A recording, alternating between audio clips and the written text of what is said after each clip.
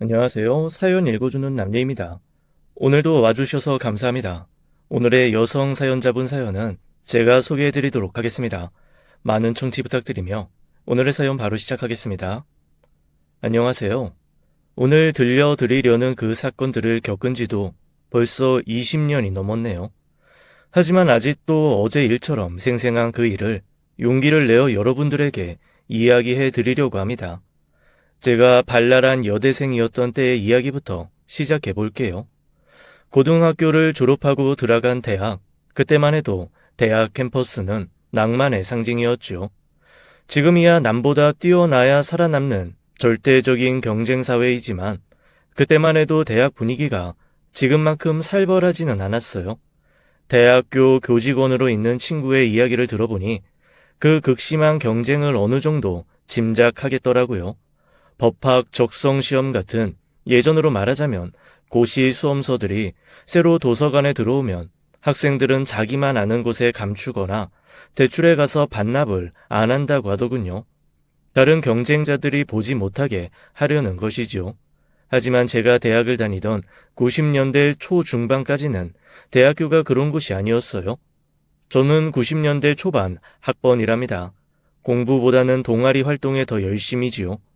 그때만 해도 인터넷이라는 것이 무엇인지 사람들이 잘 몰랐고 조금 앞서 나간다는 사람들이 컴퓨터 통신을 통해 교류를 하고 있었어요. 하이텔이니 천리안이니 나우누리니 하는 당시로서는 첨단이었던 통신사들의 이름이 이젠 추억이 되었네요. 이런 시대의 대학을 다니던 저는 동아리 활동을 통해서 지금의 남편을 알게 되었답니다. 대학교 1학년 때 일이었지요. 아무것도 모를 때 어쩌면 어린 나이였다고 할 수 있을 때 우리는 연애라는 것을 시작한 것이었어요. 우리는 학교에 잘 알려진 유명한 캠퍼스 커플이었지요. 남들이 보기에 우리는 아마도 닭살 돋게 하는 커플이었을 거예요. 그렇게 재미있는 동아리 활동에 좋아하는 남자친구까지 있었던 저의 대학 생활은 아무튼 즐거운 것이었답니다. 문제라면 전공 공부에 열심히 하지 않아 학점이 좀 안 좋았다는 것이었지만요. 그런데 그것은 지금은 제 남편이 된 남자친구도 마찬가지였어요. 저도 남자친구도 학점 때문에 아주 그럴듯한 회사에 취직하지는 못했답니다. 그래서 저는 규모가 작은 중소기업에 입사해서 회사 생활을 하게 되었죠. 남자친구도 역시 비슷한 환경의 회사에 취직했고요. 졸업해서도 우리 사이는 변함없이 지속되었고 알게 된 지 10년 만인 남편과 저의 나이 30대에 결혼하게 되었답니다. 정말 초장기 연애가 아닐 수 없었죠. 시댁 식구로는 시아버님과 시어머님, 그리고 남편의 남동생이 있었답니다. 오랜 연애를 해서인지 결혼을 할 무렵 시집이 결코 낯설지 않았어요. 연애 기간 동안 워낙 많이 드나들었고 시부모님 되실 분들도 대학교 시절 중반이 지나면서부터는 저를 며느리로 기정사실화하셨죠. 시부모님 되실 분들은 밝고 긍정적인 성격의 저를 마음에 들어 하셨고 우리 집에서도 남자친구를 마음에 들어 하셨어요. 옛날식으로 보자면 저는 마치 맏며느리 같은 그런 존재였지요. 남편에게는 남동생이 하나 있었는데 우리가 연애를 시작할 당시 이제 14살인 중학생이었어요. 남편보다 6살이 아래인 동생이지요. 우리는 데이트할 때 어린 도련님을 많이 데리고 다녔답니다. 도련님도 어릴 때부터 저를 잘 따랐어요. 경치 좋은 산과 유원지 같은 곳에 데리고 다니면서 친해져서인지 저를 형수보다는 누나 정도로 알고 따랐죠. 실제로 처음에는 저를 누나라고 불렀어요. 우리가 결혼했을 때 도련님은 대학을 갓 졸업한 24살이었고요. 결혼하고 나서도 그 누나라는 호칭을 고치지 못해서 부모님께 걱정을 듣곤 할 정도로 저와 도련님 사이는 살가웠지요. 시집을 간 것이 아니라 친한 친구 집에 놀러 간 것 같았답니다. 누나, 엄마가 오늘 좀 와다 가래요. 반찬거리 해 놓으셨다고 가지고 가라고요. 그러면 반드시 전화통 너머 시어머니의 걱정이 들리곤 했지요. 얘가 또 그러네. 이제 결혼했으니 형수라니까. 도대체 그 호칭은 언제 고칠 거냐. 남들이 보면 뭐라고 그런다. 그럴 때마다 도련님은 쑥스럽게 웃었고 사실 저도 형수라는 호칭보다는 누나라는 호칭에 더 익숙했답니다. 그렇게 우리는 서로와 서로의 집안에 대해서 속속들이 알고 결혼한 케이스였어요. 시아버님은 우리가 결혼할 당시 배달 직원 2명만을 두고 아주 작은 소매상을 운영하고 계셨죠. 겉으로 보기에 규모는 작아 보였지만 매출이 꽤 나오는 튼튼한 사업체였어요. 아버님이 20대부터 수십 년간 피땀 흘려 일해오신 알짜 회사였습니다. 그래서 같이 여러 번 사무실에 찾아가 뵙기도 했었어요. 그리고 조금씩 사무일 보는 일 정도를 도와드리기도 했답니다. 시아버님은 하시는 일에 열심이고 성실하셨으며 시어머님은 다정다감하고 자상한 분이셨답니다. 친구들은 결혼하고 나서 시집과 갈등을 많이 겪는다고 하던데 저는 이미 시집 식구들과 친해질 대로 친해진 상태였어요. 그리고 아직 도련님이 결혼하지 않아 집안에 하나밖에 없는 며느리로 그리고 하나밖에 없는 딸처럼 귀여움을 받으며 살았지요. 그런데 이렇게 평온한 집안에 한 가지 걱정거리가 생겼어요. 그간 너무 열심히 일해오신 탓이었는지 시아버님의 건강에 문제가 생긴 것이었답니다. 아버님은 우선 입맛을 잃으시더라고요. 아무것도 맛을 모르겠다고 하시면서 평상시에 드시던 진지의 반도 드시지 못하신다고 시어머니가 크게 걱정을 하셨죠. 네 아버지가 식사도 잘 못하시고 잠도 깊게 못 주무시니 일도 힘들어 하신단다. 걱정이 많구나. 너는 별일 없는 거지? 어머나, 큰일이네요, 어머니. 제가 아버님 입맛에 맞으실 만한 음식이라도 장만해 볼게요. 저는 친정 어머니에게서 배워 갈비찜을 맛있게 만들어 들고 시댁에 찾아갔지요. 시어머니는 그런 저를 무척이나 많이 칭찬하셨어요. 어떻게 이런 음식을 다 만들 줄 아니? 이건 만들기 쉬운 것이 아닌데. 고맙구나, 아가. 네 아버지 상에 오늘 올려봐야겠다. 칭찬에 기분이 좋았지만 아버님이 맛있게 드실지 걱정도 되었답니다. 어머님의 정갈에 의하면 전보다는 조금 맛있게 식사를 하셨지만 편찮아지시기 전만큼은 못한다는 것이었어요. 그래도 조금이라도 식사를 맛있게 하셨다니 다행이다 싶었답니다. 그런데 아버님의 건강은 날이 갈수록 안 좋아지셨어요.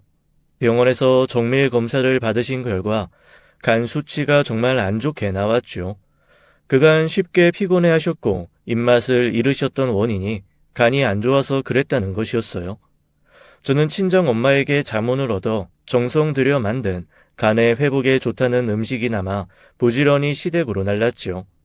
남편도 저도 큰 수입이 있는 사람들은 아니었지만 시아버님께 도움이 될 만한 보약도 자주 지어드리곤 했답니다. 그래도 아버님의 건강은 좋아질 기미가 보이지 않았어요.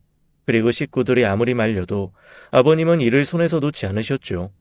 제가 퇴근 후에 집으로 가지 않고 시댁에 먼저 들리게 된 어느 날이었어요. 아버님 때문에 걱정이 많으신 시어머님을 위로해드리기 위해서였죠. 어머님과 이런저런 걱정을 나누고 있는데 전화벨이 요란하게 울렸답니다. 제가 전화를 받았죠. 큰일 났어요. 사장님이 갑자기 쓰러지셔서 저희가 119를 불러서 병원으로 모셨어요. 아직 의식이 없으세요. 얼른 병원으로 오셔야겠어요.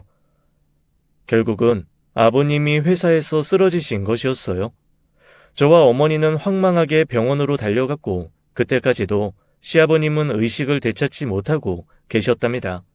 이어서 남편과 도련님이 병원으로 뛰어왔지요. 아버님은 그렇게 하루를 더 의식 없이 지내신 다음에 간신히 깨어나셨답니다. 깨어나시긴 했지만 예전만큼 활기 넘치는 모습은 아니셨어요. 아무래도 내가 더 이상 회사 운영하지 못할 것 같다. 병훈이 네가 지금 다니는 회사 그만두고 사업 맡아라. 아버지, 제가 크게 자신은 없지만 어쨌든 하시던 사업은 누군가 운영을 해야 하니 말씀대로 제가 해볼게요. 아버지는 건강을 되찾으시는 일에만 신경 쓰세요. 우선 제 힘으로 최선을 다해 운영해 볼 테니까요. 남편은 다니던 회사의 사직서를 제출하고 바로 아버님의 사업체 일에 뛰어들었어요. 아버님의 건강 상태는 나와서 이것저것 가르쳐 주시고 인수인계를 해 주실 만한 상황이 아니셨지요. 여전히 퇴원하지 못하고 병원에 계신 상태였어요. 그래서 남편은 정말로 혼자 힘으로 아버님 회사 일을 배우고 운영해야 하는 처지에 놓이게 되었답니다. 정말 많이 고생이 되는 것 같았어요. 꼭두 새벽같이 출근해서는 오밤중이 되어서나 귀가하곤 했지요. 이러다가 남편도 쓰러지는 것이 아닐까 걱정이 될 정도로 힘들게 일에 매달리고 있었답니다. 이러다가 당신까지 건강 해치겠어. 그러면 우리 집안에 정말 큰일 난다는 거 잘 알지? 나야 아직 젊으니까 뭐 피곤하긴 하지만 뭐 금방 회복이 되지. 아버지가 걱정이지. 아버님 회사의 일은 여러 회사에 물건을 납품하는 것이었답니다. 작은 물건들을 납품하는 곳이 아니라 지게차를 사용해서 큰 트럭에 물건을 실어 납품을 하는 노동 강도가 센 곳이었죠. 배달기사 2명은 이 회사에서 잔뼈가 굵었다고 할 정도로 경험이 많은 사람들이었어요. 납품도 많았고 무거운 물건을 다루는 위험한 일이었지만 훌륭하게 일을 해주는 이 배달기사들 2명 덕분에 남편은 처음이지만 회사를 그럭저럭 운영할 수 있었답니다. 그런데 이런 것을 엎친 데 덮친다고 하는 거겠죠. 그 배달 직원 중 한 명이 일을 하던 중에 지게차 후진에 다치는 사고가 일어났어요. 전치 16주가 나올 만큼 큰 부상을 당했다고 남편이 그러더군요. 병원에 가신 시아버지의 걱정도 대단하셨죠. 그 기사는 어리다고 할 때부터 내가 데리고 있었던 사람이다. 내가 키우다시피 한 아이야. 당장 회사 운영 문제도 문제지만 이 사람이 상하는 사고가 내 회사에서 났다니 불길하다. 그런 경력 사원은 어디서 찾기도 힘들 텐데 정말 큰일이로구나. 아버님 말씀대로 회사 일은 신입 배달 사원이 들어온다고 곧바로 잘할 수 있는 것이 아니라 경험이 필요한 일이었어요. 그래서 다친 배달 기사를 대신할 사람을 찾기가 어려웠답니다. 그나마 다행인 것은 나머지 한 명도 경험이 많은 사람이라서 남편을 잘 도와줄 수 있다는 것이었죠. 그렇지만 셋이 하던 일을 둘이 하게 되었으니 남편이 더 힘들어지게 된 것은 당연했어요. 배달 직원이 입원을 했기에 남편은 배달 일에까지 관여하면서 회사를 운영하고 있었답니다. 무슨 별 보기 운동도 아니고 별을 보고 출근해서 별을 보고 퇴근하는 남편의 일상이 이어졌어요. 일로 피곤한 남편은 귀가해서는 골아떨어지기 바빴고요. 저는 날이 갈수록 남편이 걱정되었답니다. 회사에서 저녁은 제대로 먹었어? 어지간히 피곤해 보이네. 이걸 어떡하면 좋지? 당장 어디서 경력이 있는 사람을 데려오기도 어렵고 말이야. 하는 일이 힘들다 보니까 아버지 방침대로 사원 밥은 정말 잘 먹이려 가고 있지. 그래서 나도 잘 먹고 있으니까 너무 걱정하지 마. 그런 남편의 뒷바라지를 위해서 저도 다니던 회사를 그만두었답니다. 아버님께서 한참 활기차게 운영하던 때만큼은 아니었지만 그래도 매출이 크게 줄지 않았고 이윤이 적지 않게 나고 있었죠. 2000년대 초 당시만 해도 간이세금 계산서가 통하던 시절이었어요. 신용카드 사용이 예전에 비해 많이 늘었다고는 하지만 시아버님의 회사가 속해 있는 업계에서는 현금 거래가 주를 이루고 있었답니다. 시아버님의 회사는 예전의 작은 사업체를 떠올리면 생각나는 그 이미지 딱 그대로였어요. 아버님이 쓰시던 작은 사무실에 현금을 보관하기 위한 금고가 있고 물건을 쌓아두기 위한 커다란 창고가 아래층에 있었죠. 물건을 납품하고 들어오는 현금을 모두 사무실 금고에 보관하고 있었고 시어머니가 이 현금을 받아서 은행에 입금하시곤 했어요. 혹시 90년대 초반에 대통령이 선포했었던 범죄와의 전쟁 기억하시나요? 살인 공장까지 만들어 놓고 부유한 사람들에 대한 증오를 표출했던 지존파 사건을 비롯해서 택시 기사가 승객을 연쇄살인하는 등 90년대 초중반 사회는 참 흉흉했고 그런 분위기가 90년대가 다 지나가도록 바뀌지 않았어요. 게다가 90년대를 거치는 10년 동안 한강 다리가 붕괴되는 등 예전에 지어진 건축물들이 연이어 무너지는 대형 사고들이 발생하기도 했죠. 2000년대 초가 되면서 세상이 마치 90년대를 기점으로 다른 세상이 된 것 같았답니다. 비록 80년대 말과 90년대 초에 정치적으로 불안했다고는 하지만 그래도 사람들 간의 인심이 좋았던 우리나라는 2000년대가 되면서 이웃끼리도 믿지 못하는 그런 사회가 되어 있었죠. 한국말보다는 영어를 잘해야 출세할 수 있었고 점점 나 말고 다른 사람보다 조금이라도 앞서 나가야 하는 무한 경쟁 사회로 돌입하고 있었어요. 이미 이전과는 달리 흉흉해진 세상에서 현금을 자주 들고 다니시는 시어머니를 식구들 모두가 걱정하고 있었어요. 저는 그래서 열심히 운전을 배워 한 번에 시험을 통과하고 면허를 땄답니다. 그리고 작은 승용차로 어머님을 모시고 다닐 수 있게 되었죠. 남편은 여전히 배달 일에까지 관여하고 있었고 그 밖에도 물건 정리 등 하루 종일 회사 일에 매달려서 정신이 없던 상황이었어요. 그날도 제가 차로 어머님을 모시고 사무실에 있는 현금을 가지러 갔었죠. 이게 웬일이냐? 여기 있어야 할 돈이 하나도 없어. 아가, 어서 와봐라. 어머나, 이게 어떻게 된 일이에요? 혹시 이 사람이 어머님을 대신해서 입금한 게 아닐까요? 그러지 않고서야 어떻게 이렇게 돈이 다 없어질 수 있어요? 어머니와 저는 금고가 비어 있는 것을 보고 정말 깜짝 놀랐고 남편이 들어오자마자 입금을 먼저 했는지를 물어보았답니다. 그런데 놀라는 것은 남편도 마찬가지였어요. 남편과 함께 배달을 나갔던 도련님도 놀라서 얼굴이 하얗게 질렀죠. 제가 분명히 제 손으로 돈을 받아서 금고에 넣었어요. 동생이 배달 가기 전에 사무실 잠그고 마무리 단단히 해두었고요. 분명히 금고를 잠가두었고 그 이상 손을 댄 적이 없어요. 얼른 경찰에 신고부터 해야겠어요. 없어진 돈은 1,000만 원이 넘는 당시 돈으로는 큰 금액이었어요. 곧 경찰이 출동했지요. 경찰은 우리에게 이것저것 정황을 물었고 이어서 사무실 구석구석 조사하기 시작했답니다. 그런데 경찰이 놀라운 사실 하나를 발견했다는 것이었어요. CCTV가 꺼져 있습니다. 혹시 사장님이나 다른 분들이 끄신 일 있나요? 아니요. 현금이 많이 왔다 갔다 하는 곳이라 CCTV 설치했는데 그걸 끌 리가 있나요? 아무도 손댄 사람 없어요. 참 이상한 일이었어요. 남편 말대로 일부러 설치해 놓은 CCTV가 꺼져 있다는 것이 도저히 설명되지 않았답니다. 경찰은 그렇게 사무실에서 CCTV가 꺼져 있다는 사실 하나만을 확인하고 더 조사를 해보겠다고 말하고는 돌아갔죠. 경찰의 수사 과정에서 하나 남은 배달기사가 용의 선상에 올랐나 봐요. 사실 어머니나 저는 그 CCTV의 위치도 정확히 몰랐답니다. 그런데 우리 시어머니가 우선 그 배달기사를 의심하셨다지요. 네 남편하고 작은애, 그리고 그 직원 중 하나라는 말인데 네 남편이나 작은애일 리는 없으니 그 기사가 틀림없다. 그러나 그 배달기사가 정직하게 오랫동안 일해온 사람이라는 것은 누구나 알고 있는 사실이었지요.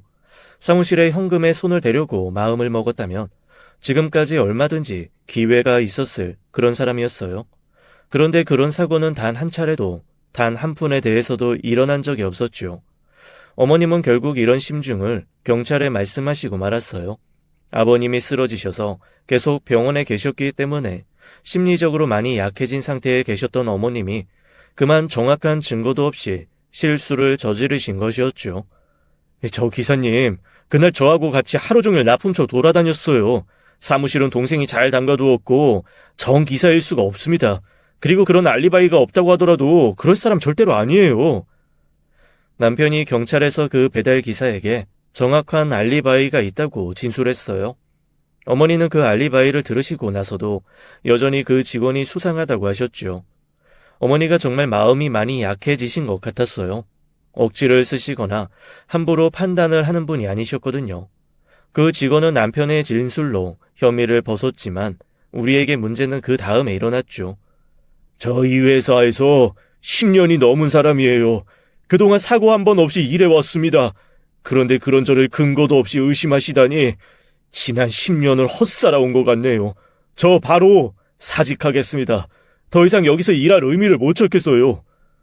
정 기사님, 어머니가 아버지 일로 마음이 약해지셔서 하신 말씀이에요. 정 기사님 말처럼 한두 해도 아니고 여기서 10년이 넘었는데 가족 같은 사람이 한 말을 가지고 뭘 그렇게 신경을 써요. 그만두겠다는 말은 안 들은 걸로 할게요. 아니요, 사장님. 저 정말 억울해서도 여기 못 있겠습니다.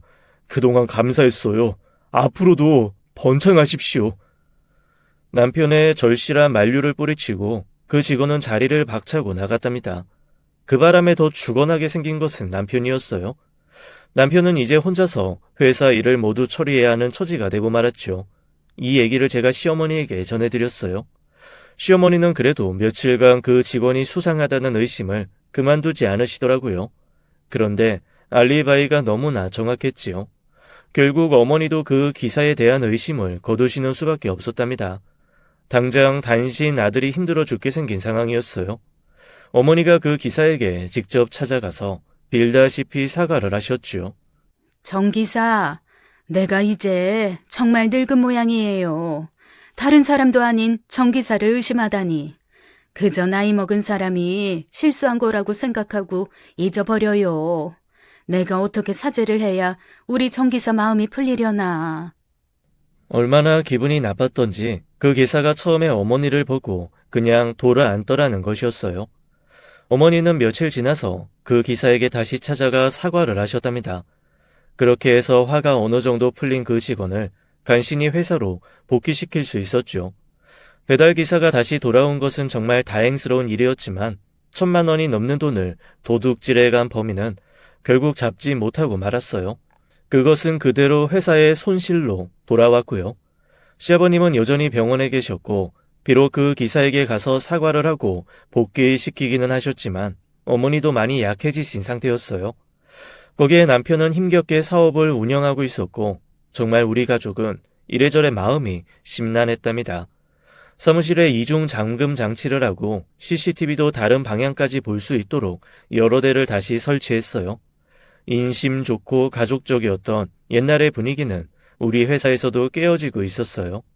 남편이나 직원이나 아침에 출근해서 사무실에 이상이 있는지 면밀하게 체크를 하고 또 예전보다 몇 배 조심해서 사무실을 잠가두는 등 외주를 타는 불안하게 회사를 운영하고 있었죠. 그러던 중 또 우리를 기절초풍하게 할 만한 사건이 이번에는 다른 곳도 아닌 집안에서 발생했어요. 아가, 큰일 났다. 얼른 좀 이리 오려무나.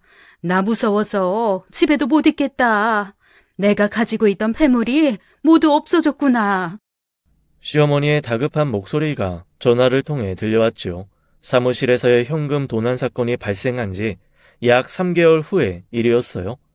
시아버님이 입원해 계셨던 병원에 있던 저는 한달음에 시댁으로 달려갔지요.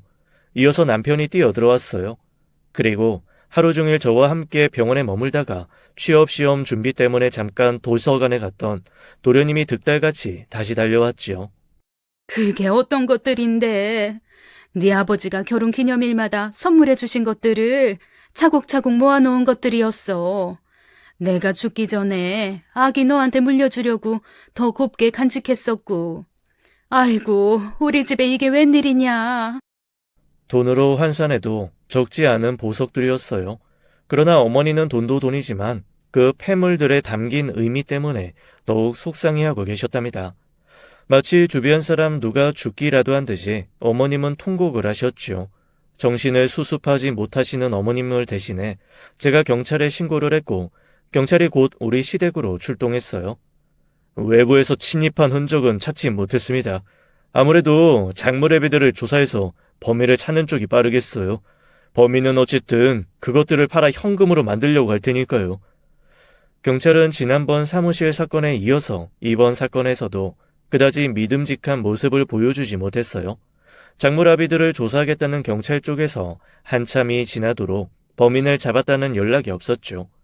결국 경찰은 이전 사건에서도 이 사건에서도 알아낸 것이 거의 없었어요. 경찰 수사도 믿지 못하게 된 상황. 얼마나 속이 상하셨던지 어머니께서 몸져 누우셨답니다. 이렇게 되자 저 또한 정신없이 바빠지게 되었죠. 병원에 계신 시아버지와 집에 누워 계신 시어머니 모두를 돌봐드려야 했으니까요. 몸에 좋다는 음식을 만들어서 병원과 시댁을 왔다 갔다 했어요. 이번에는 어머님이 거의 입맛을 잃으셨죠. 며느리가 정성스럽게 만들어간 음식이니 반가워하시는 것 같았지만 예전처럼 맛있게 드시지는 못하셨답니다. 그리고 그 폐물 때문에 계속 속상해 하셨죠. 진작 너희 결혼식 끝나자마자 물려주고 말 것을. 아가, 너한테 물려주려고 했던 것들은 내가 어떻게든지 대신할 것들을 마련해서 최대한 빨리 만들어주마. 어머니, 말씀만으로 받은 것이나 다름없어요. 제발 폐물에 대해서 조금이라도 잊으시고 우선 식사부터 잘하셔야죠. 어머니마저 이러시면 저희들은 어떡해요. 그래, 내가 정신을 차려야지. 그런데 이젠 나이가 들어서 그런지 몸이나 마음이나 말을 잘 안 듣는구나. 아기 네가 아버지와 나 양쪽으로 다니면서 고생이 많다. 어머니는 오히려 저를 걱정하셨지만 어쨌든 이젠 아주 팔팔한 젊은 연세에 계신 분들이기 아니었기에 두 분이 정말 걱정되지 않을 수 없었어요. 거기에 남편은 남편대로 도난 사건으로 인한 손실을 메꾸기 위해서 더 바쁘게 일에 매달렸고요. 그런데 어쨌든 제 정성이 통했는지 어머님이 약 2개월 정도 앓으시고는 정신을 수습하셨지요. 그동안 누구라 할 것 없이 너무나 정신없이 살아온 우리 가족. 그래도 어머님이 일어나셨고 병원에서 시아버님의 간 수치가 거의 정상 쪽에 가깝게 내려왔다는 소식도 들을 수 있었답니다. 이제 숨통이 좀 트이네. 네가 정말 양쪽으로 다니면서 고생 많이 했다. 음식중 장만해서 오랜만에 식구들 모여 밥 한 끼 하는 거 어떨까? 남편도 이제 조금 정신이 나는지 가족들이 모두 모이는 식사 자리를 제안했지요. 그래서 음식을 좀 마련해서 남편과 제가 살고 있는 집에 식구들이 모두 모여서 저녁을 먹기로 했었답니다. 우리가 살고 있던 집은 상가가 들어서 있는 크지 않은 건물 3층에 위치한 전셋집이었어요. 제가 혼자 준비해야겠다고 말씀드렸는데도 어머니가 음식 준비를 같이 해주시겠다고 굳이 오시더라고요. 남편은 그날 오전 근무만 하고 퇴근한다고 했고 도련님도 일찍 우리 집으로 왔지요. 장을 보기 위해 시어머니와 저는 대형 마트로 가고 도련님은 아침부터 배가 살살 아팠다고 하면서 집에 남아 있었어요. 우리 고부는 오랜만에 걱정을 조금 털고 마트를 재미있게 돌아다녔답니다. 장을 보면서 식당가에서 가볍게 군것질을 하기도 했어요. 남들이 보기에 고부간이 아니라 딸과 어머니 같았을 거예요. 네 아버지께도 좋은 음식 만들어서 가져다 드리자꾸나. 어쨌든 네 아버지가 빨리 퇴원하셔야 아기 너도 고생이 덜 되지. 제 고생이 문제가 아니죠, 어머니. 아버님 좋아하시는 음식은 제가 따로 나중에 새로 장만할게요. 오늘은 우리 식구 먹을 거 많이 준비해서 맛있게 먹어요, 어머니. 그렇게 약 2시간 정도 되는 시간 동안 이것저것 장을 보고 집으로 돌아왔죠. 그런데 집으로 돌아와서 안으로 들어간 저는 그만 손에 들고 있던 것을 바닥에 떨어뜨릴 정도로 놀랐답니다. 장은 본 물건들이 흩어져 바닥에 굴렀지만 그런 것에 신경을 쓸 상황이 아니었어요. 제 입에서 저절로 비명이 나왔죠. 어머니, 도련님이 다친 것 같아요. 어떡하면 좋아요, 어머니? 얼른 들어와 보세요. 뭐? 작은 애가 다쳐? 도대체 이게 또 무슨 일이냐? 집안은 그야말로 난장판이 되어 있었답니다. 그런데 그것보다 저와 어머니가 더 놀란 것은 도련님이 코피를 흘리며 바닥에 쓰러져 있었기 때문이었어요. 어머니가 급히 도련님을 일으키셨고 정신 차리라며 찬물을 먹게 하셨죠. 도련님은 얼마간 시간이 지난 후 정신을 차리더군요. 세훈아, 어디 더 다친 데는 없니? 이게 도대체 어떻게 된 일이냐? 우리가 나간 사이에 도대체 무슨 일이 있었니? 다친 도련님이 힘겹게 무슨 일이 일었는지 이야기해 주었어요. 엄마랑 형수님이 나간 다음에 바로 초인종이 울리더라고요. 저는 엄마랑 형수가 자동차 키라도 집에 두고 갔나 보다 했어요. 그래서 일단 누구냐고 물었는데 택배 기사라고 하더라고요. 그런데 문을 열어주자마자 어떤 남자가 저를 둔기로 때렸어요. 자세히 볼 틈도 없었지만 마스크에 모자를 써서 알아볼 수도 없었고요. 이만하기가 정말 다행이라고 할 정도로 위험한 상황이었더라고요. 도련님이 막 정신을 차릴 무렵에 남편이 퇴근해서 집에 도착했고 동생이 다친 모습을 보고는 놀라서 바로 119를 불렀어요. 도련님이 119 구급차를 타고 병원으로 이송되었죠. 병원에서 머리에 큰 혹이 생긴 것 말고는 다른 이상이 없다는 말을 듣고 우리 가족은 간신히 정신을 차릴 수 있었답니다. 이 정도면 강력 사건인데 건물이 오래된 건물이라서 CCTV도 없잖아. 이번에도 경찰을 불러봤자 할 것 같은데 그래도 신고는 해야겠지. 그나저나 이 일은 아버지한테는 말씀드리지 말자고요. 나는 아무래도 이러다가 심장병으로 네 아버지보다 먼저 죽겠다. 푸닥거리라도 해야지. 이거 어디 살겠니? 시어머니의 입에서 푸닥거리라도 해야겠다는 말씀이 나올 만큼 우리 가족을 둘러싼 사건, 사고가 연이어 일어나고 있었어요.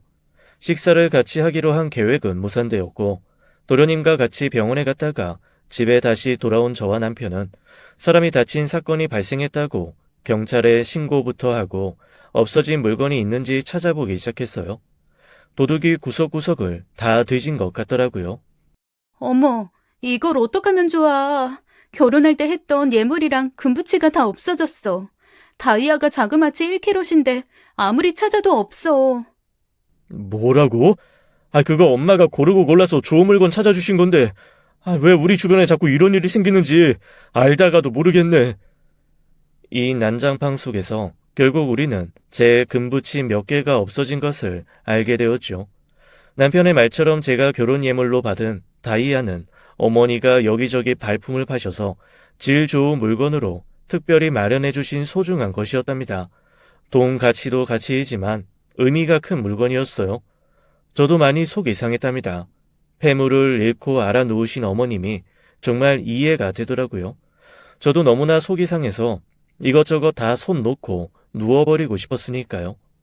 경찰은 이번에도 출동은 했지만 CCTV가 없어서 범인을 잡기가 쉽지 않을 것이라고 하면서 별다른 성과를 보여주지 못했어요. 거기다가 M1 아래층 상가에 근무하는 청년들이나 의심해서 쓸데없이 이웃들 간에 빈정이나 상하게 만들어버렸죠. 도대체 새댁이 우리에 대해서 뭐라고 했길래 경찰이 우리를 의심하는 거예요? 정말 많이 섭섭하네요. 그 집에 뭐가 있는지 우리가 알 게 뭐예요? 여기 근무하는 이 사람들, 그럴 일 벌일 사람들 아니에요.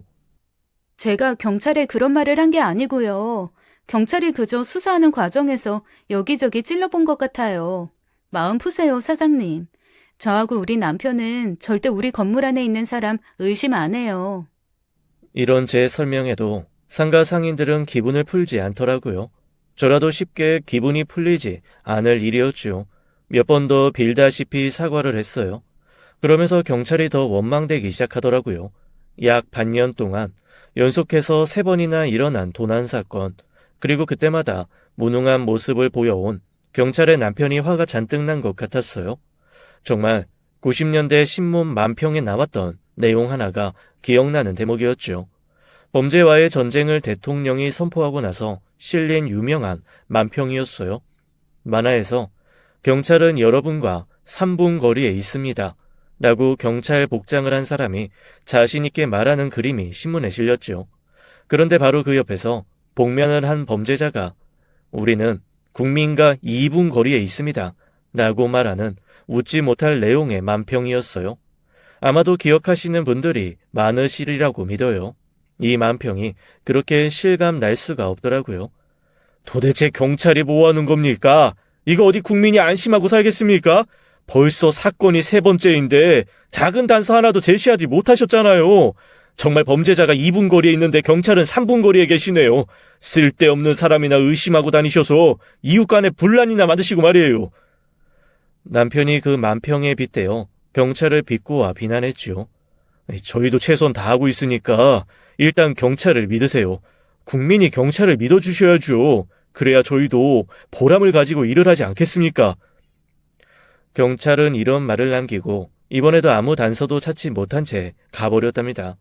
시아버지의 간 수치가 떨어지고 어머니도 어느 정도 정신을 수습하셔서 다행이다 싶었던 와중에 일어난 일이었어요. 이 일은 더구나 사람까지 상한 일이었기에 우리 가족을 더 우울한 분위기로 몰아넣었답니다. 아버님이 여전히 병원에 계신 와중에 도련님 머리에 생긴 혹이 너무 크니 며칠 병원에서 경과를 보는 것이 좋다고 해서 도련님마저 병원에 입원하게 되었어요.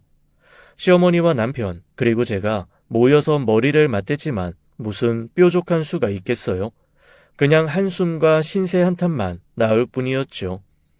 그런데 시어머니가 먼저 사건보다 이번 사건으로 더욱 충격을 받으신 것 같았답니다. 갑자기 정말 얼토당토 않는 말씀까지 하시는 것이었어요. 아무래도 이런 짓들을 한 사람이 둘째 아이 같다. 사무실 금고를 아무나 연다니? 비밀번호를 알아야 여는 것 아니냐? 그리고 내 폐물만 해도 그렇다. 절대 찾지 못할 곳에 잘 숨겨뒀는데 도둑이 그걸 찾았다는 건 말이 안 돼. 아기 너도 결혼 예물을 아무데나 두지는 않았을 것 아니냐? 엄마, 정신 차리세요. 엄마까지 왜 이러세요, 정말. 사무실이 털렸을 때도 정기사를 근거도 없이 의심하셔서 난리만 났었잖아요. 동생은 사무실에서 돈이 없어지던 날 저하고 정기사하고 같이 하루 종일 배달 다녔어요. 그리고 어머니, 어머니 폐물 없어졌을 때 도련님은 하루를 온통 저하고 같이 아버님 계신 병원에 있었어요. 그리고 이번에는 도둑에게 얻어맞은 피해자가 바로 도련님이잖아요. 어머니, 마음 좀 가라앉히세요. 어머니마저 마음 약해지시면 정말 큰일 나요. 다음 순간 어머님이 갑자기 큰 소리를 내시며 울기 시작하셨어요. 내가 이제 완전히 늙었나 보다. 지난번 전기 사건도 있고 한데 이제는 하다 아들까지 의심하고 있으니 이 정신을 어떻게 한단 말이냐. 아무래도 나도 병원을 좀 가봐야겠다. 정말 이 이야기를 도련님이 들을 수 없었다는 것이 그렇게 다행일 수 없었답니다. 남편과 저는 정성을 다해서 시어머님을 위로해 드리면서 안심하시도록 했어요. 어머니, 계속되는 사건이라 경찰이 어쨌든 신경을 곤두세우고 있으니까 조만간 무슨 연락이라도 있겠죠. 어머니, 제발 조금이라도 마음 편히 하세요. 어머니는 도련님을 의심한 것에 대해서 울면서 후회를 하셨죠. 그런데 이렇게 불안한 나날이 흐르던 중 우리 식구들을 기쁘게 할 일이 하나 생겼어요.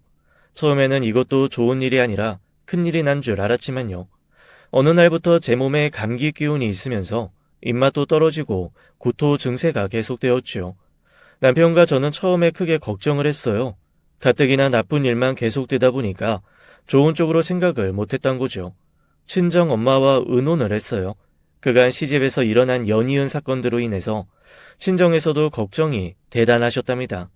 시아버지가 계신 병원으로 문병도 자주 와주셨고 친정 엄마가 시어머니를 직접 찾아오셔서 위로를 하시곤 했었죠. 그런데 친정 엄마가 의외의 말씀을 하셨어요. 예, 이거 나쁜 일 아닌 것 같다. 나하고 같이 병원에 가보자. 아무래도 애가 들어선 것 같아. 엄마는 저를 끌다시피 산부인과에 데리고 가셨어요. 거기서 임신 3개월째에 접어들었다는 이야기를 들을 수 있었죠. 남편이 우선 크게 기뻐했고 곧바로 시댁의 이야기를 전했답니다. 하늘이 우리 집을 버리지 않으시나 보다. 이 와중에 이렇게 기쁜 소식을 전해주시니 말이다. 아기 네가 우리 집 보물이다. 보물이야. 정말 고맙구나 아가. 시아버지께도 연락을 드렸고 아버님도 시어머니처럼 제게 많이 고마워하셨어요. 나 그럼 이제 삼촌 되는 거예요? 조카가 생긴단 말이죠? 진짜 기대되네요. 일찍부터 데리고 다니면서 큰 그릇을 만들게. 기왕이면 사내 아이면 좋겠다. 도련님도 그간이 나쁜 일을 잠시나마 잊고 평상시 도련님의 성격대로 천진하게 말했답니다. 그게 무슨 말이냐?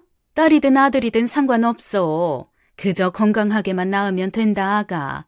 너는 이제부터 네 아버지 일도 내 일도 신경 쓰지 말고 오직 건강하게 애 낳을 생각만 하거라. 먹고 싶은 것 있으면 언제든지 말해. 내가 세상을 다 뒤져서라도 구해다 먹일 테니까. 제가 그나마 가족들을 조금이나마 기쁘게 했다는 생각에 저도 마음이 들떴답니다.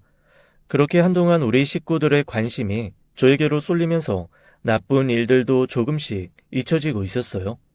남편이 몸을 돌보지 않고 열심히 일한 덕분에 회사는 거의 아버님이 계신 때처럼 잘 되고 있었죠. 다쳐서 일을 쉬고 있었던 기사도 치료와 요양을 거치고 복귀했고요. 처음에는 제 입덧이 심해서 가족들 모두 걱정을 했더랬어요. 그런데 입덧이 길게 가지 않더라고요. 뱃속에 있는 꼬맹이도 우리 식구가 안 좋은 상황에 있다는 것을 마치 알았다는 듯이 한 달 정도의 심한 입덧 끝에 제 상태는 안정이 되었죠. 어머니 말씀대로 무엇이든 잘 먹으려고 했고 운동도 열심히 했답니다. 비록 그동안 사고는 있었지만 이런 식으로 얼마간 시간이 지나서 아이까지 태어난다면 저와 시댁은 예전으로 돌아갈 수 있을 것 같았어요.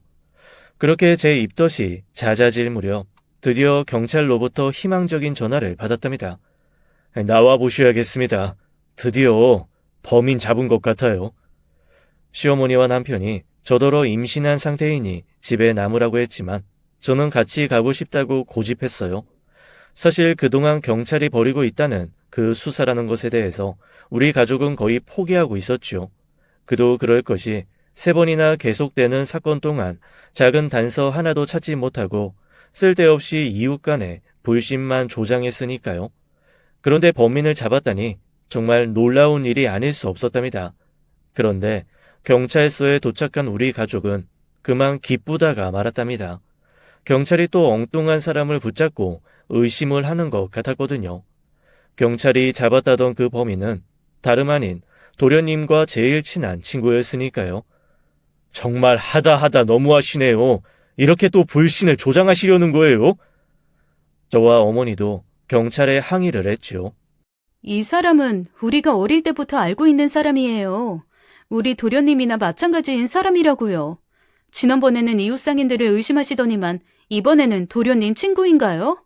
도대체 뭐 하시는 거예요? 어머니도 한 말씀 하셨죠. 범인을 잡았다고 해서 달려왔더니 이젠 아들 같은 아들 친구냐고요. 그런데 더 기가 막힌 것은 경찰이 범인이라고 지목한 도련님의 친구 옆에 도련님까지 앉아 있다는 것이었죠. 놀랍게도 도련님이 중요한 용의자라고 경찰이 우리에게 말해 주었어요. 우리 가족들은 그야말로 한 목소리로 악을 쓰다시피 경찰에 항의를 했죠. 가족의 지인뿐 아니라 가족까지 의심하시는 거예요? 이거 정말 왜 이러십니까? 차라리 손을 떼세요. 지금까지 일어난 일 그냥 우리가 잊어버리고 말 테니까요. 장물합의 통해서 범인을 찾아보겠다고 말씀드리지 않습니까? 거기서 성과가 나왔어요. 작물을 팔려고 했던 사람이 다름 아닌 바로 작은 아드님 친구예요. 그럴 리가 없어요. 얘는 내 동생이나 마찬가지예요. 어릴 때부터 보고 자란 반듯한 아이라고요. 뭘 또 잘못 아시고 이러시는지 모르겠네요. 얘 보내주세요. 저희도 동생 데리고 가보겠습니다. 그렇게 안 됩니다. 지금 가장 유력한 용의자들이고 친구라는 이 사람의 자백도 있어요. 자백? 그렇다면 도련님의 친한 친구가 이 사건에 정말 관련이 있다는 것일까요? 3번에 걸친 사건이 모두 외부인의 소행 같지 않더군요. 첫 번째 사건에서는 금고의 비밀번호 때문에 미심쩍었고, 두 번째 사건에서는 폐물이 있었다는 장소가 정말로 가족 아니면 모를 깊숙한 곳이더군요. 우리가 헷갈렸던 게 3번째 사건 때문이었어요. 둘째 아드님이 바로 피해자였기 때문이고 실제로 부상도 입었으니까요. 우리는 경찰이 말하는 3번째 사건의 결과를 가지고 항의를 했죠. 그럼 이 친구가 친구인 제 동생을 때리고 물건을 훔쳤다는 건가요? 그렇다면 제 동생은 도대체 이 사건과 어떤 관련이 있다는 겁니까? 이미 동생 친구의 자세한 자백이 있었습니다. 설명해 드릴 테니까 진정들 하시고 자리 잡고 앉으세요. 경찰의 설명은 우선 작물을 추적하면서 어머니와 제 폐물을 팔려고 시도했던 사람의 신원을 확보했다고 했어요. 그 사람이 바로 우리 도련님의 친구였다더군요. 연행해서 몇 마디 치조하자마자 자백이 나오기 시작하더군요. 놀라지 마십시오. 이 사건들을 모두 계획하고 실행에 옮기도록 한 사람이 바로 사장님의 동생 되시는 이 댁의 작은 아드님입니다. 저는 이 말을 순간적으로 눈앞이 캄캄해지는 현기증을 느꼈죠. 임산부인 저의 건강을 온 식구가 걱정했어요. 그렇지만 저는 곧 마음을 가다듬고 설명을 다 듣겠다고 했지요. 어머니와 남편이 저더러 먼저 집에 들어가라고 했지만 자세한 내막을 알기 전에는 집으로 갈 수가 없었어요. 사장님, 동생분께서 도박 빚에 시달리고 있었다는 사실은 짐작 못하셨겠죠. 저희는 외부인의 소행이 아니라고 생각을 하면서도 동생분의 주변을 조사해봤습니다. 그러다가 도박에 손을 대고 있었다는 것을 알게 되었고 막대한 도박 빚을 지고 있다는 사실까지 알아냈습니다. 취업 준비를 한다고 도서관에서 밤을 새고 안 들어오는 날이 꽤 있었는데 그렇다면 이게 그래서... 경찰은 수험 준비 때문이 아니라 도박 때문에 외박이 잦은 것이었다고 설명했죠. 저는 도무지 이 사실을 믿을 수 없었답니다. 세상에 그렇게도 천진하고 착한 우리 도련님이 도박에 빠져 있었다니요. 세훈이, 네가 정말 도박에 빠져서 집안 물건에 손을 댔단 말이야? 네가 직접 말해봐. 네 입으로 직접 말하는 게 아니라면 우리는 어떤 말도 못 믿겠으니까. 정말로 의외로 도련님이 아무런 부인도 시인도 없이 입을 다물고 있더라고요. 남편이 다음 순간 도련님의 뺨을 힘껏 갈겼어요. 제가 그런 남편을 말렸죠.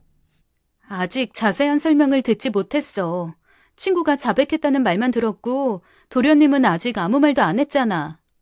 사무실 현금 도난 사건에서 CCTV 건드릴 수 있는 사람이 당시에는 2사람뿐이라고 했었죠. 그렇지만 한 사람이 누락되어 있었어요. 바로 사장님 동생이요. 설명이 계속될수록 점점 충격적인 사실들이 드러나고 있었어요. 다음 순간 시어머님의 오열이 터져나왔죠. 내가 세훈이를 잠깐 의심하는 말을 했다만 그건 내가 정신이 나가서 떠든 망령조에 가까운 말이었어. 그런데 이게 무슨 일이냐. 아이고, 우리 집안은 이제 망했구나, 망했어. 정리해서 설명해 드리겠습니다. 작은 아드님이 도박에 손을 대면서 큰 도박빚을 졌습니다. 그 때문에 집안 물건부터 손을 대기 시작했어요. 사무실에 늘 현금이 있다는 걸 작은 아드님은 잘 알고 있었습니다. 잠깐만요. 그날 도련님은 하루 종일 남편이랑 외부 배달을 나가 있었어요. 알리바이가 분명한데요. 이댁 작은 아들이 제일 마지막에 사무실을 떠났죠. 미리 CCTV를 끄고 나간 겁니다. 그리고 친구에게 비밀번호 알려주고 현금을 훔치게 한 거죠. 저희는 첫 번째 사건부터 작은 아드님을 의심했었습니다. 어머님이 폐물을 숨겨두신 곳은 가족이 아니라면 알 수 없는 곳이었습니다.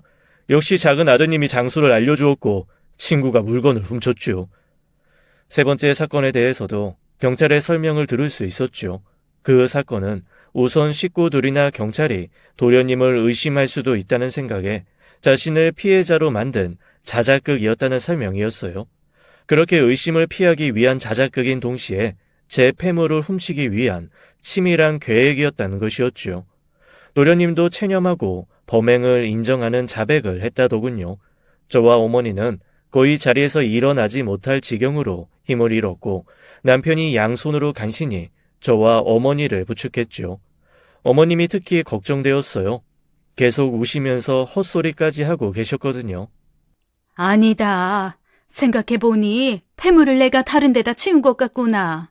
병훈이 네가 가서 경찰분들께 다시 말씀드려라. 내가 착각을 했다고 말이다. 아버님께 이 사실은 당분간 절대 비밀이었어요. 간신히 건강을 회복하고 계시는 중인데 이 사실을 알게 되신다면 어떻게 되실지 짐작할 수 없었지요. 하지만 언제까지 이것을 비밀로 할 수 있을까요? 어머니는 집에 오셔서까지 계속 눈물을 그치지 못하셨지요. 그동안 강력하게 도련님을 감싸고 돌던 제 눈에서도 이제 눈물이 흘렀어요. 어머니와 저는 서로를 붙잡고 한참을 울었답니다. 경찰은 도련님이 도박에 손을 댔으며 여러 번에 걸쳐서 범죄를 저지르는 등 죄질이 좋지 않다고 생각했고 따라서 구속영장을 신청했어요. 구속이 결정되었지요. 정신을 차리시지 못하는 어머니를 대신해서 제가 도련님의 면회를 다녔답니다. 도련님은 대부분의 면회 시간 동안 제 눈을 피하며 아무 말도 하지 못하고 울기만 했어요. 곧 재판이 시작되었지요. 어머님이 재판부에 보낼 긴 탄원서를 쓰셨답니다. 이 모든 일이 자식을 잘못 키운 어머니 자신의 잘못이라고 하시면서 아들에 대한 선처를 청하셨죠. 우리도 열심히 도련님의 성장 과정 등을 적어서 재판부에 제출했어요. 착하게 자란 사람이 한때의 잘못으로 도박에 손을 대서 생긴 일이다. 사람은 누구나 실수하는 것이며 지금 많이 반성하고 있다. 이런 요지의 글이었지요. 도련님 자신도 또한 그간의 일에 대해 뉘우치고 있다는 반성문을 정성껏 써서 재판부에 제출했답니다. 조금이나마 선처해 주시면 사회를 위해 봉사하며 살겠다고도 했죠. 결국 여러 사람의 탄원에다가 본인 스스로가 깊이 뉘우치고 있다는 점이 인정되어 징역 6월에 집행유예 1년을 선고받게 되었어요. 처음에 사무실에서 가져간 현금 1,000만 원은 이미 도박 빚에 충당이 되었고 아직 팔지 못하고 있던 어머니와 제 폐물은 되찾게 되었답니다. 세훈이 네가 어떻게 이럴 수가 있단 말이야. 지금부터라도 바르게 살아야 네 죗값을 마저 치르는 것이 될 게다. 다시 한번 도박에 손을 대거나 나쁜 일을 벌이는 날이면 다시는 우리 볼 생각하지 말어. 그렇게 되면 호적에서 아주 파버릴 거야. 도련님은 석방된 후 시아버님의 회사에서 배달기사로 성실하게 일했답니다. 그 1,000만 원을 갚기 위해서 자진해서 월급도 없이 일하겠다고 했다지요. 따끔하게 혼이 나고 정신을 차린 것 같더라고요. 아버님의 회사는 그 이후에도 계속 남편이 운영했어요. 그런 사건이 있은 후부터 20년이라는 세월이 흘렀지요.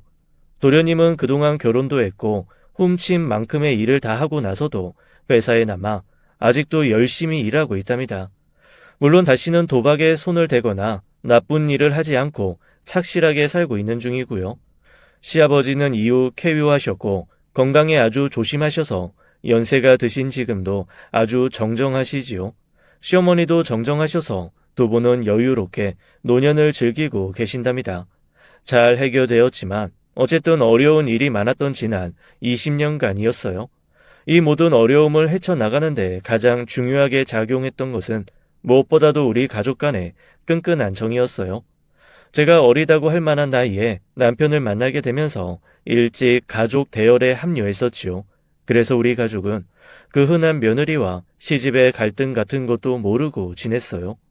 그렇게 서로를 믿고 의지했던 가족들이 마음을 모았기에 어려운 일들을 극복할 수 있었다고 저는 생각하고 있답니다. 그리고 이제 우리 아들이 우리 부부가 처음 만났던 나이인 20살이 되었어요. 우리 아들이 또 우리처럼 일찍이 집으로 데려올 아이를 점찍어 두었는지 모를 일이지요. 그럴 일에 대해서 시아버님과 어머님은 처음에 저를 맞이하듯 반가워해 주실 거예요. 그리고 우리 부부 역시 대환영이랍니다. 지금까지 20년 전에 우리 가족을 힘들게 했던 사건들에 대해서 말씀드렸어요. 지금이니까 이렇게 담담하게 전해드릴 수 있는 것이겠지요. 아직도 생각하면 가슴이 먹먹하지만 이제 완전히 잊으려고 노력 중이에요. 아들이 며느리 될 아이를 데려오고 이어서 손주를 보고 이렇게 기쁜 일들이 계속되면 이 어려웠던 사건들을 잊는데 큰 도움이 되겠죠. 우리 가족은 앞으로도 예전처럼 살갑게 살아갈 것이랍니다. 지금까지 사연 들어주셔서 감사합니다. 지금까지 사연 읽어주는 남녀였습니다. 끝까지 함께 해주신 여러분 감사드리며 저희는 다음 사연으로 돌아올게요. 감사합니다.